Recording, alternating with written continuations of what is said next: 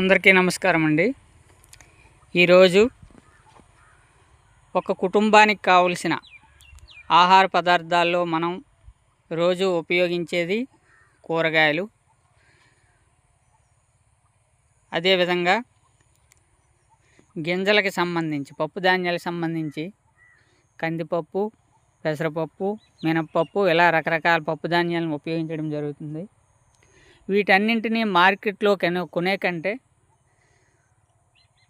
మనకున్న కొంచెం స్థలంలో కొన్నింటిని పెంచుకోవడానికి అవకాశం ఉంటుంది.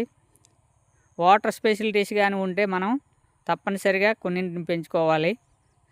మా కుటుంబ విషయంలో కొన్నింటిని పెంచుకోవడం జరుగుతుంది. ప్రతిరోజు ఉదయం మధ్యాహ్నం గంట కానీ అరగంట కానీ వచ్చి వాటి కలుపు తీసి బాగు చేయడం జరుగుతుంది. మనకి ఎక్సర్సైజ్లా ఉంటుంది, మనకి సరదాగా ఉంటుంది, మన ఆరోగ్యం హెల్తీగా ఉంచుకోవడానికి కూడా అవకాశం ఉంటుంది. ఈరోజు మనం చూస్తున్నది ఇక్కడ వేరుశనగ.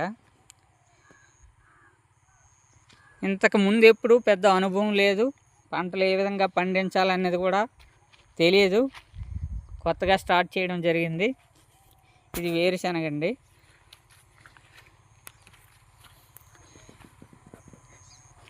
ఈ స్థలం పెద్ద సారవంతమైన స్థలం కూడా కాదు. ఈ పక్కన ఉంది చూడండి, ఈ పక్కన ఏ విధంగా అయితే బీడు భూమిలో అలా విడిచిపెట్టిన భూమిలో ఉందో ఇది ఈ ప్లేస్ కూడా అదే విధంగా మొదట్లో ఉండేది. సరదాగా ఇక్కడ బావి ఉందనే ఉద్దేశంతో స్టార్ట్ చేయడం జరిగింది. వాటర్ ఫెసిలిటీస్ ఉన్నాయని స్టార్ట్ చేయడం జరిగింది. దానిలో భాగంగా వేరుశనగ ఈ మధ్యకాలంలో కొంచెం సరదాగా వేయడం జరిగింది. దీన్ని బట్టి తరువాత మనం ఎక్కువ వేయాలా తక్కువ వేయాలనేదని మనం ఆలోచించుకోవచ్చని కొంచెం వేస్తే బాగానే వచ్చింది. దాన్ని నీట్గా కలుపు లేకుండా చూసుకుంటే బాగానే ఉంటుంది. అదేవిధంగా ఇక్కడ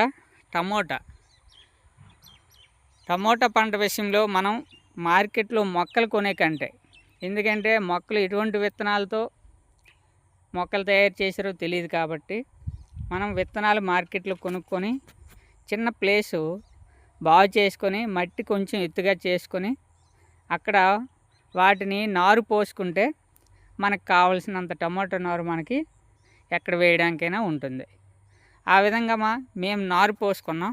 నారు పోసుకున్న తర్వాత 25 నుంచి 30 రోజుల మధ్యలో వాటిని తీసి ఈ ప్లేస్కి తీసుకొచ్చి ఇక్కడ వరుసగా లైన్గా వేయడం జరిగింది. చాలా తక్కువ దూరంలో నేను వేశాను. మినిమం 2 అడుగుల దూరంలో వేయాలి, కానీ నేను అడుగు దూరంలోనే మొక్కకి అడుగు దూరం వేయడం జరిగింది. అవి పడిపోకుండా పెరిగిన తర్వాత కాయలు వచ్చిన తర్వాత కింద పడిపోతే నీరు మనం కట్టేటప్పుడు కుళ్ళిపోతాయి అనే ఉద్దేశంతో, మొక్క కూడా ఏపుగా పెరగదనే ఉద్దేశంతో వీటిని పొలంలో మనకి అందుబాటులో ఉన్న కట్టెలను కొట్టి ఇక్కడ పాతి వైరు కట్టి వాటిని నిలబెట్టడం జరిగింది. చూడండి ఏ విధంగా ఉన్నాయో, చాలా మంచిగా వచ్చాయి. ఏ విత్తనమైనా ఊరికనే పోదు.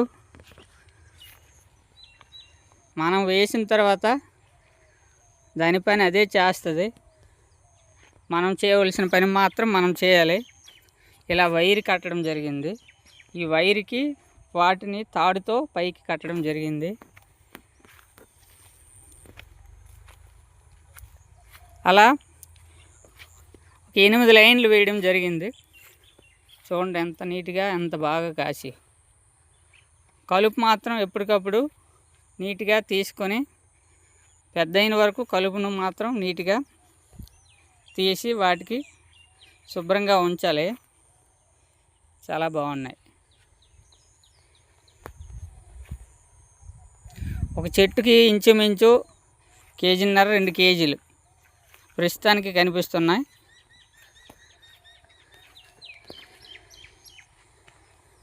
ఇదండి, అంటే మనం ప్రతిరోజు మన ఆహారంలో ఖచ్చితంగా కొన్ని ఆహార పదార్థాలని కొనలేకపోయినా మనం పండించుకొని ఉపయోగించుకోవచ్చు.